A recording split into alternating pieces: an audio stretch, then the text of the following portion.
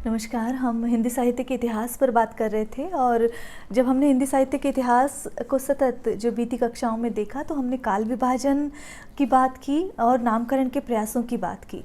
जब हमने काल विभाजन को देखा तो वहाँ पर हमने ये जाना कि किस प्रकार जो इतिहास ग्रंथों को लिखा गया और उनमें काल विभाजन के प्रयास किए गए।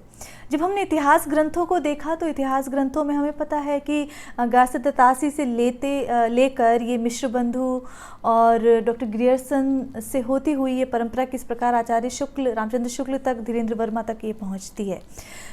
जब हम इन ग्रंथों को देखते हैं तो वहाँ पर हमने नामकरण के प्रयासों को देखा, उनकी समस्याओं को भी देखा और विभिन्न मतों को भी देखा। जब हम बात करते हैं हिंदी साहित्य के इतिहास की तो देखिए कुछ प्रश्नों को मैं समेटना चाहूँगी ताकि बीती कक्षाओं से भी जुड़ाव हो और हम विषय पर पहुँच सकें।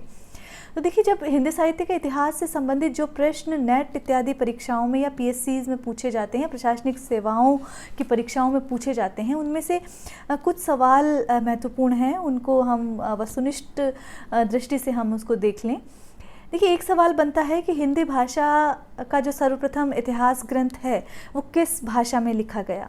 तो चूँकि फ्रेंच विद्वान गारसदत्तासी ने ये ग्रंथ लिखा है जिसमें इस्तवार द लिटरेतुर एंदुई ए एंदुस्तानी ये ग्रंथ है, तो ये फ्रेंच भाषा में लिखा गया है। वहाँ पर आपको विकल्पों में फ्रेंच भाषा चुनना होगा। एक प्रश्न ये बनता है कि भारतीय दृष्टि में इतिहास लेखन की परंपरा कैसी रही है। तो वो आदर्शवादी और अध्यात्मवादी रही है, वहाँ वस्तुपरक नहीं रही है। तो आदर्शवादी और आध्यात्मिक ये जो यदि आपको विकल्प मिलता है तो उसे चुनना है। इसी तरह एक प्रश्न बनता है हिंदी साहित्य की भूमिका नामक पुस्तक के रचयिता कौन है। तो वो हजारी प्रसाद द्विवेदी द्वारा लिखी गई है। इसी तरह प्रश्न एक ये भी बनता है कि हिंदी साहित्य में जो कालखंड का पहला प्रयास किसने किया। तो देखिए, कालखंड का जो प्रयास है और नामकरण का जो प्रयास है वहाँ पर गारसदत्तासी नहीं करते हुए नज़र आते हैं। ये परंपरा ग्रियर्सन से शुरू होती है। तो हमें पता है ग्रियर्सन का जो लिखा हुआ ग्रंथ है उसका नाम अंग्रेजी भाषा में लिखा गया है वो ग्रंथ, और the modern vernacular literature of Hindustan ये उस ग्रंथ का नाम है। तो इस प्रकार जो इतिहास ग्रंथों से संबंधित कुछ महत्वपूर्ण प्रश्न हैं। आचार्य रामचंद्र शुक्ल के इतिहास ग्रंथ का नाम पूछा जा सकता है, तो हिंदी साहित्य का वैज्ञानिक इतिहास उस ग्रंथ का नाम है। इसी तरह ये पूछा जा सकता है कि उस इतिहास ग्रंथ का नाम बताइए जिसमें लगभग 5000 कवियों को संग्रहित किया गया है। तो वो मिश्र बंधु विनोद है, मिश्र बंधुओं द्वारा लिखा गया। शिव सिंह सेंगर ने शिव सिंह सरोज लिखा है और उन्होंने लगभग 1000 कवियों को उसमें शामिल किया है। तो इस प्रकार के प्रश्न बनते हैं जो इतिहास से संबंधित है। एक प्रश्न और याद आ रहा है मुझे, यदि वो इस तरह पूछा जा सकता है, नागरी प्रचारणी सभा काशी द्वारा जो हिंदी साहित्य का वृहद इतिहास लिखा गया वो कितने भागों में है। तो वो 18 भागों में है। तो ये सारी बातें आपको ध्यान रहनी चाहिए। इसी तरह नामकरण से संबंधित प्रश्न आते हैं जो हम पढ़ चुके हैं। वीरगाथा काल नाम किसने दिया, आचार्य रामचंद्र शुक्ल ने दिया है। राहुल सांकृत्यायन उसे क्या नाम देते हैं, डॉक्टर रामकुमार वर्मा उसे क्या नाम देते हैं। इन सभी से संबंधित जो प्रश्न हैं वो प्रतियोगी परीक्षाओं में पूछे जाते हैं। हम जो बात कर रहे हैं हिंदी साहित्य के कालखंडों को समझने की कोशिश कर रहे हैं और उसमें जो हम पहले बात कर रहे हैं वो आदिकाल की, और आदिकाल पे बात करते हुए हम उसके परिवेश पर बात कर रहे हैं और वो हमने बीती कालांशों में देखा। आज हम जो देखेंगे वहाँ पर सामाजिक स्थिति, साहित्यिक स्थिति और सांस्कृतिक स्थिति आदिकाल की कैसी रही है, जो आदिकाल का समय है उसमें। तो जब हम आदिकाल के परिवेश को देखते हैं और उसके परिवेशगत स्थितियों को देखते हैं तो हम पाते हैं कि वहाँ पर जो है हर्षवर्धन का समय था, और हर्षवर्धन चूँकि संस्कृत के कवियों को वहाँ प्रश्रय दे रहे थे। ये सारी बातें हमने देखी हैं जब हम राजनीतिक स्थिति को देख रहे हैं। तो देखिए ये जो समय है, आदिकाल का जो समय है, वो एक तरह से हम यूँ कह सकते हैं कि जो भारतीय जिसमें कलाएं हैं वो एक तरफ बहुत उच्च को प्राप्त थी, और जैसे जैसे वो भक्ति काल तक पहुंचता है तो वहाँ पर चूँकि वहाँ पर इस्लाम का आगमन हो जाता है तो वो कहीं ना कहीं प्रभावित होने लगती हैं, उनमें कहीं पर बदलाव आने लगता है, वो मुग़ल कलाओं से वो प्रभावित होने लगती है, और जो भारतीय जो कलाएं हैं या जो एक इतिहास रहा है उनका, वो कहीं ना कहीं समाप्त होने लगता है। तो जब हम इस स्थिति को देखते हैं, सामाजिक परिवेश को देखते हैं, तो वहाँ पर भी इसके सीधे सीधे प्रभाव दिखने लगते हैं। देखिए जब हम आदिकाल की बात कर रहे हैं तो 769 ईस्वी से लेकर हम 1418 ईस्वी तक के समय को, तक के कालखंड को इसमें शामिल कर रहे हैं। तो इस समय हमने देखा कि वर्धन साम्राज्य का पतन हो रहा है, ये हम राजनीतिक स्थिति में हम देख चुके हैं। जब हम सामाजिक परिवेश देखते हैं, देखिए जब युद्धों का समय होता है, युद्धों का वातावरण होता है, तो जो सर्वाधिक प्रभावित होता है वो आम जनमानस होता है। तो यहाँ पर भी जो जनता है वो शासन और धर्म दोनों ओर से निराश्रित हो रही थी। तो एक समय तो इस्लाम का जो आगमन होने की जो पश्चात जो सुनाई दी थी, वहाँ जो धर्म है वहाँ पर वो संकुचित होता जा रहा था, उसका दायरा, ये आप देख सकते हैं। और जो शासन है उसके प्रति भी जो जनता है वो उस कोई आशा वहाँ पर विशेष नहीं रह गई थी। तो एक तरह से भ्रम, असहायता और विवेकहीनता का वहाँ वातावरण था, आडंबर वहाँ प्रचलन में आ गए थे, और चूँकि बाहरी आक्रमण सतत होते जा रहे थे तो जो संस्थाएं हैं, सामाजिक संस्थाएं, चाहे आप उसमें जातिगत संस्थाओं को ले लीजिए, वो एक दायरे में सिकुड़ रही थी, उनके जो बंधन हैं वो कड़े हो गए थे। तो वहाँ पर किसी प्रकार की उस तरह के वातावरण नहीं रह गया था कि आप एक तरह से निश्चिंतता का अभाव वहाँ रह गया था, ये बात आप कह सकते हैं। सांप्रदायिक जो तनाव है वो बहुत अधिक बढ़ गया था, और इसके कारण एक वर्ग विशेष तक ही शिक्षा के जो दरवाजे हैं वो खुले रहे।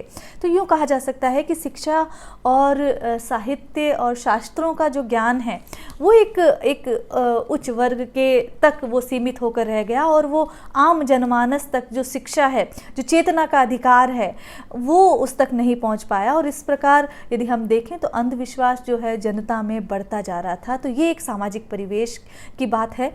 सामाजिक परिवेश में हम स्त्री की बात करेंगे, और स्त्री के लिए वहाँ पर उस समय सती प्रथा जैसी चीज़ें थी जो एक भयंकर अभिशाप थी स्त्री वर्ग के लिए, समूचे स्त्री जाति के लिए। तो ये बातें देख सकते हैं। और स्त्री को एक भोग के साधन के रूप में वहाँ पर देखा जा रहा था। और ये हमने बात की कि अनेक प्रकार के अंधविश्वास जो है वो सतत बढ़ते जा रहे थे। साधु सन्यासियों की और धर्म की और जो है लोगों की दृष्टि, जैसे कोई चमत्कार हो जाएगा, तो इस प्रकार की दृष्टि जो है वो बनी रहती थी। रोजगार के साधन जो है वो समाप्त हो गए थे, और निर्धनता जो है वो स्थायी रूप से काबिज हो गई थी। तो यदि हम देखें ऐसे सामाजिक परिस्थिति में जो लोग जी रहे थे, वो जो है दरअसल वो उस समय वो चाहते थे, ऐसा साहित्य चाहते थे या ऐसी चीज़ें चाहते थे जो उन्हें सांत्वना दे सके कि सब कुछ ठीक हो जाएगा। ऐसी वाली जो मानसिकता वाली चीज़ें थी वो चीज़ें चाहिए थी। तो इसलिए इस युग के जो कवि हैं उनको ऐसी साहित्यिक सामग्री जुटानी पड़ी, ऐसे साहित्यिक सामग्री का सृजन करना पड़ा। तो चाहे आप उपदेशात्मक साहित्य ले लीजिए, चाहे धार्मिक साहित्य ले लीजिए या रासो साहित्य, ये सभी इस समय की जो साहित्यिक जो प्रवृत्तियाँ यदि हम देखें तो कमोबेश तरीके से जो राजनीतिक हलचल हो रही थी या जो सामाजिक उथल पुथल हो रही थी, उसका ही आईना वहाँ पर नज़र आती है यदि हम इस दृष्टि से देखें।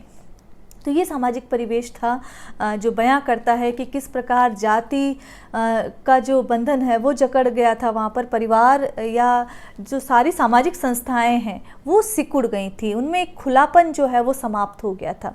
तो ये स्थिति है। सांस्कृतिक परिवेश, वहाँ देखिए दो संस्कृतियाँ जब मिलती है, और यदि हम ये बात कर रहे हैं जो 700 शताब्दी वाली जो बात कर रहे हैं, 7वीं शताब्दी वाली जो बात कर रहे हैं, तो वहाँ पर जो समय था वो भारतीय संस्कृति के चरम का प्रतीक है यदि हम देखें। और फिर भक्ति काल तक पहुँचते हैं, जैसा कि पहले भी बात की, तो वो इस्लाम का स्वर्णिम समय हो जाता है। तो दो जो संस्कृतियां हैं उसके बीच का कालखंड है ये आदिकाल, आप ऐसे कह सकते हैं।